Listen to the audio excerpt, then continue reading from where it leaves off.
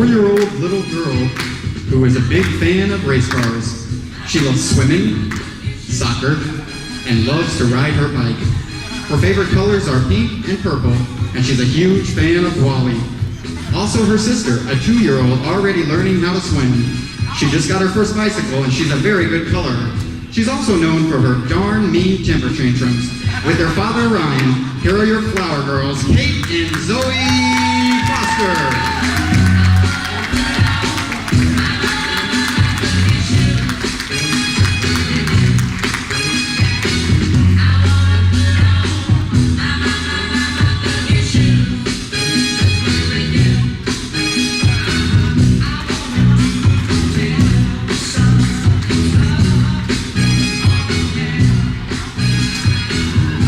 Next, coming in at 3 years old, he loves airplanes, the color purple, and his favorite activity is snapping his fingers. With his father Ron, here's your ring bearer, Jaden Cole.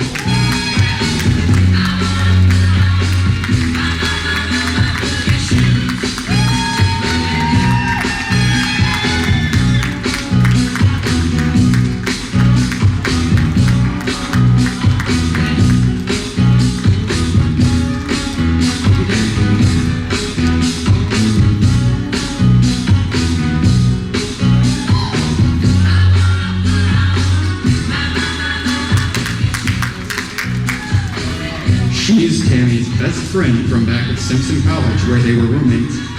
They loved sharing the same schedule at school. In fact, they even took naps together every day. And to quote Tammy, it was glorious.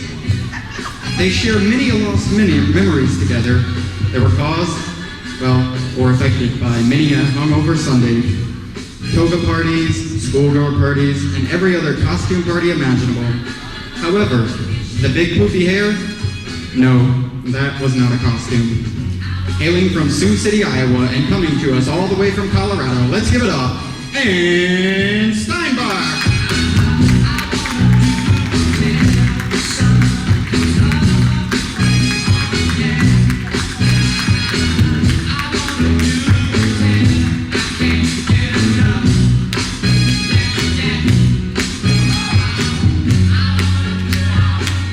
Curt's blood brother from Alpha Phi Alpha, where they met way back in 1998. One of Curt's favorite memories of them together was way back sophomore year, where, coming home from a pledge session at 4 a.m., they stopped at a red light.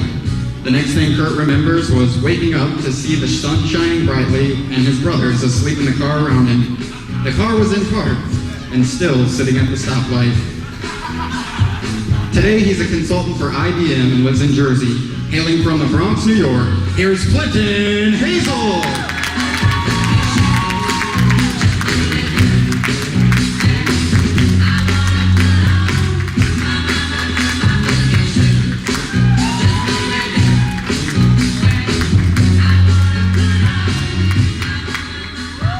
She's Tammy's older sister, and while not twins, their mom still dressed them as such.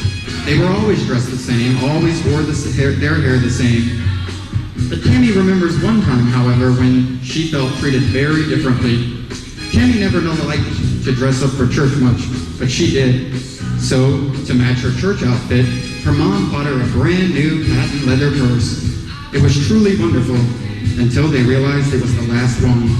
Tammy didn't get a patent leather purse. Instead, she got a smaller, cheaper one and a teddy bear. In high school, they fought like normal sisters do, and a few of their spats led to some serious transgressions. Take, for example, the car incident, which I will not elaborate on. As they grew, like sisters do, they grew closer and closer together. And when Tammy moved to Chicago, it was she who made her feel welcome, who made her dinner at night, who made her truly feel that Chicago was her home. That love of a sister is the reason she is here tonight as your matron of honor, Tiffany Bourdain.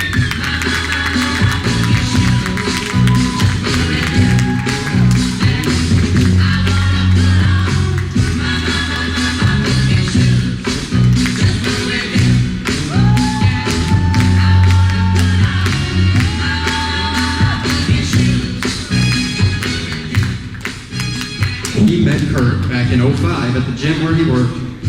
They worked out together, became old drinking buddies, and bonded over manly things like comic books. He's a former toy designer and currently works for Sears designing kitchenware.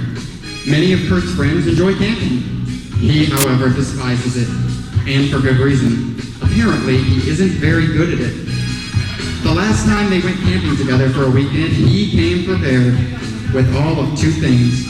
He brought a comforter and a box of wine to last the entire weekend. Needless to say, he had a great time on the first night, but after that, the good times were gone as he had no food, no drink, no tent, and no other clothes. Ladies and gentlemen, your worst camper, but your best man, Matthew Blue!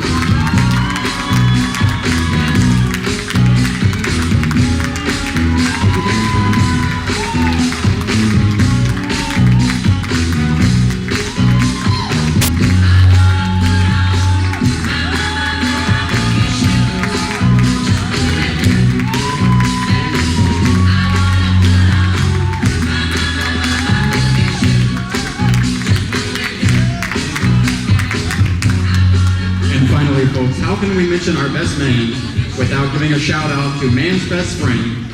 Curt, unfortunately, is locked upstairs, but he sends his very best wishes and regards.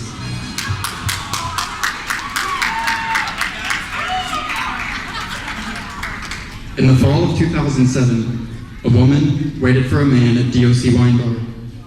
She was there first and, of course, was a bit nervous. So she had a glass of white wine, just to take the edge off. That glass turned into a second, and, well, from what I hear, another and another, until she was finally a bit embarrassed and had the waiter take away all the glasses so that she wouldn't look like a lush when he arrived. When he did arrive, however, her first thought was a single word: meow. She remembers it like it was yesterday. Muscular, cute, wearing a white New York hat, jeans, flip-flops, and totally not a weirdo. At the end of the night, she felt safe enough to let him walk her home. A kiss goodnight at the door and butterflies in her tummy. They spoke the next day and have been together ever since. If you're familiar with Flight of the Conchords, you know that Wednesday night is business time. See, on Tuesdays you visit your mother, but on Wednesday nights conditions are perfect. So as they dated, Wednesday night was date night. As work and life took over, they went out less and less on Wednesdays. One day, he reminded her of their Wednesdays and convinced her to put off her busy schedule and spend a Wednesday with him at Tango Sur. He told her that he had something for her, and she was excited. He gave her a card. She opened it, and of course smiled thankfully. Secretly, though, she was a bit sad that what she had really wanted was a ring. After dinner, they went to Dairy Queen and split a privilege together. He gave her a second card, but this one had a gift card in it. She saw the gift card and, while still hoping for a ring, thought, well, I could always use another gift card. As she read the card and began nearing the end, she knew that this card was different. She looked up, and he already had the ring in his hand. Overjoyed, she said yes. Ladies and gentlemen, please rise to your feet.